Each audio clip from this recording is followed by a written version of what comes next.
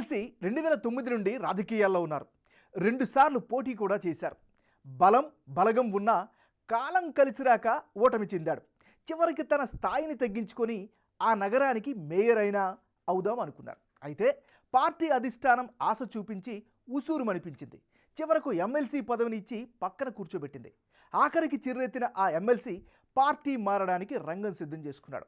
మరి పార్టీ మారితే అతని రాజకీయ జాతకం మారుతుందా? కొత్త పార్టీలో సీటు వస్తుందా? ఈ నేత కోరిక నెరవేరుతుందా? ఇవన్నీ తెలుసుకోవాలంటే విశాఖపట్నం జిల్లాలోని ఆ ఎమ్మెల్సీ గురించి తెలుసుకోవాల్సిందే.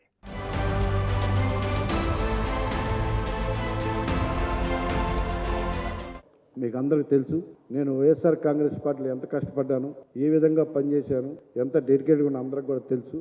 సో ఈరోజు ఇక్కడ రావడానికి కారణం, నేను ప్రత్యక్ష రాజకీయాల్లో చాలా చురుగ్గా ఉండేవాడిని.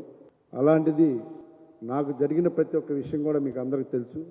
కొన్ని శక్తులు, కొన్ని కారణాల వల్ల నేను ఆ పార్టీని వీడుతున్నాను తప్ప ఇంకోటి కాదన్న విషయాన్ని స్పష్టంగా తెలియజేస్తా ఉన్నా.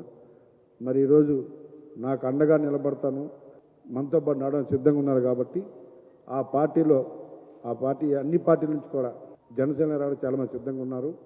నా శక్తి వంచనలో అక్కడ పనిచేసి పవన్ కళ్యాణ్ గారిని రానున్న రోజుల్లో మనం అనుకున్న విధంగా ముఖ్యమంత్రిగా చూడాలని మీ అందరితో పాటు నా కోరిక కూడా. సో ఆ విధంగా అవడానికి నా శక్తి వంచన లేకుండా పనిచేస్తానని అన్నకి మాటిస్తూ. విశాఖ ఎమ్మెల్సీ వంశీకృష్ణ రాజకీయాలకు కొత్తేమీ కాదు. ఎన్నికలు వచ్చిన ప్రతిసారి ఆయన వార్తల్లో నిలుస్తారు. అయితే రాబోయే ఎన్నికల నేపథ్యంలో ఎమ్మెల్సీ వంశీకృష్ణ అధికార వైసీపీకి రాజీనామా చేసి తాజాగా జనసేనలో చేరారు. తాను ఎమ్మెల్యే కావాలని కోరుకుంటే ఇప్పటికీ ఆ కల నెరవేరలేదు. ఎమ్మెల్సీ పదవిచ్చి పార్టీ క్యాడర్ను కూడా దూరం చేశారని, పార్టీలో అధిష్టానం పెద్దలు కలవడానికి కూడా ఇష్టపడట్లేదని ఎమ్మెల్సీ వంశీకృష్ణ మొత్తానికి తన దారి చూసుకున్నారని తెలుస్తోంది. 2009 ఎన్నికల్లో ప్రజారాజ్యం పార్టీ నుంచి పోటీ చేసి ఓటమి చెందినప్పటికీ పాపులారిటీ సంపాదించుకున్నారు. 2012లో వైసీపీలో చేరి 2014 ఎన్నికల్లో పోటీ చేశారు. అయితే రెండో మారు కూడా ఓటమి చెందినప్పటికీ క్యాడర్ని పెంచుకున్నాడు. తర్వాత ముచ్చటగా మూడోసారి అదే నియోజకవర్గం నుంచి పోటీకి 2019లో సిద్ధమయ్యారు. కానీ ఈసారి సీటు రాలేదు. కార్పొరేషన్ ఎన్నికల్లో మేయర్ని చేస్తామని వైసీపీ అధిష్టానం మాట ఇవ్వడంతో సద్దుమణిగారు. చివరికి తన స్థాయిని తగ్గించుకుని కార్పొరేటర్గా పోటీ చేసి గెలవగా వైసీపీ అధిష్టానం మరొకరిని మేయర్ని చేసి వంశీకృష్ణకి హ్యాండ్ ఇచ్చింది. అయితే పార్టీ తరపున ఎమ్మెల్సీ పదవిచ్చి మండలికి పంపింది. కానీ వంశీకృష్ణ మనసులో మాత్రం ఎమ్మెల్యే కోరిక అలాగే ఉండిపోయింది. అందుకే ఎన్నికల ముందు అదను చూసి వైసీపీకి బై బై చెప్పేశాడు. జనసేనకు జై కొడుతూ ఆ పార్టీలో చేరిపోయారు.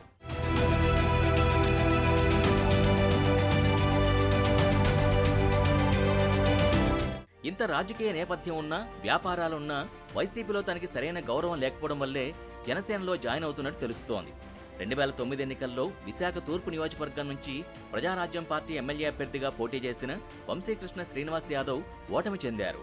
2 పర్యాయాలు ఓడిపోయిన తర్వాత 2019లో సీట్ ఆశించిన వైసీపీ అధిష్టానం అక్రమాని విజయ నిర్మలకు సీట్ ఇవ్వడంతో వంశీకృష్ణ చేసేది లేక మిన్నకుండిపోయారు. అలాగే మేయర్ పీఠం కోతవేడు దూరంలో ఉందనగా వంశీకృష్ణ సామాజిక వర్గానికి చెందిన మరో నేత వెంకట హరికుమార్ని మేయర్ని చేయడంతో వంశీకృష్ణ అవమానానికి గురయ్యారు. తన అనుచరులతో వైసీపీ కార్యాలయంపై దాడి కూడా చేశారనే ఆరోపణలు ఎదుర్కొన్నారు. కాగా వైసీపీ అధిష్టానం ఎమ్మెల్సీ ఇస్తామని చెప్పి బుజ్జగించింది. తర్వాత జరిగిన స్థానిక సంస్థల ఎమ్మెల్సీ ఎన్నికల్లో ఎమ్మెల్సీగా ఎన్నికయ్యారు. అయితే 2026 వరకు వంశీకృష్ణ ఎమ్మెల్సీ పదవీకాలం ఉండగానే ఇప్పుడు ఆయన జనసేన కండువా కప్పుకోవడం రాజకీయ వర్గాల్లో చర్చకు దారితీసింది.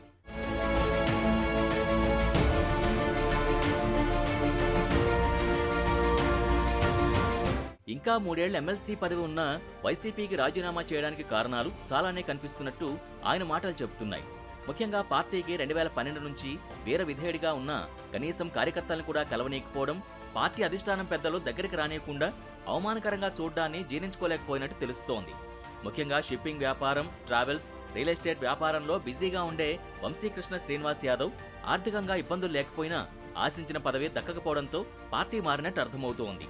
ఇప్పటికే 2 సార్లు వైసీపీ నుంచి వంశీకృష్ణ పోటీ చేసిన విశాఖ తూర్పు నియోజకవర్గం సీటు ప్రస్తుతం ఆశించినా దొరికే ఛాన్స్ లేదు.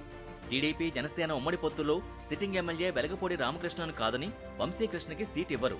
దీంతో తన యాదవ్ సామాజిక వర్గం బలంతో పాటు కాపుల ఓట్లు ఎక్కువగా ఉన్న భీమిలి నియోజకవర్గం సీటుని కోరడంతో జనసేనను కూడా అంగీకరించినట్టు తెలుస్తోంది. ఇప్పటికే జనసేన నుంచి పంచకర్ల సందీప్ భీమిల్లో వర్క్ చేసుకుంటున్నా ఆర్థికంగా బలమైన వ్యక్తి కాకపోవడంతో వంశీకృష్ణకి సీటిచ్చే అవకాశాలున్నట్టు తెలుస్తోంది.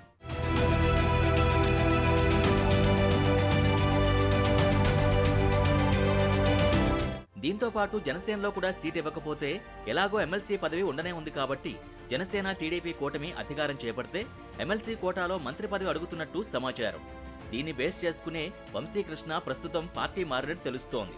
మరోపక్క తన రాజకీయ ఎదుగుదలకు అడ్డుగా ఉండి 2014 ఎన్నికల్లో ఓడిపోవడానికి, 2019 ఎన్నికల్లో సీటు రాకుండా ఉండడానికి, మేయర్ పీఠం ఎక్కకుండా అడ్డుకున్న విశాఖ ఎంపీ ఎంవీవీ సత్యనారాయణను దెబ్బకొట్టడానికి కూడా వంశీకృష్ణ పార్టీ మారాలనే నిర్ణయం తీసుకున్నట్టు జోరుగా ప్రచారం జరుగుతోంది.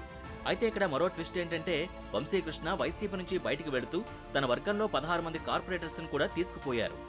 ఆయన పోతే పోయారు కానీ కార్పొరేటర్లను తీసుకువెళ్లడానికి వేసిన స్కెచ్ మాత్రం వైసీపీ అధిష్టానానికి మింగుడు పడ్డం లేదని అంతా అనుకుంటున్నారు.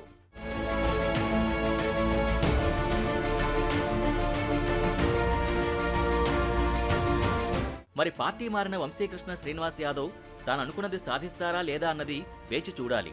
మంత్రి గుడివాడ అమర్నాథ్ పార్టీ మారితే రాజకీయ ఆత్మహత్య చేసుకున్నట్టే అని వ్యాఖ్యలు చేసినట్టు రాజకీయాలకు దూరమవుతారో, తనకు జూనియర్లుగా ఉన్న అవంతి శ్రీనివాస్, గుడివాడ అమర్నాథ్ లాంటి వాళ్లపై పైచేయి సాధిస్తారో అని విశాఖవాసులు కూడా ఆతృతగా ఎదురుచూస్తున్నారు.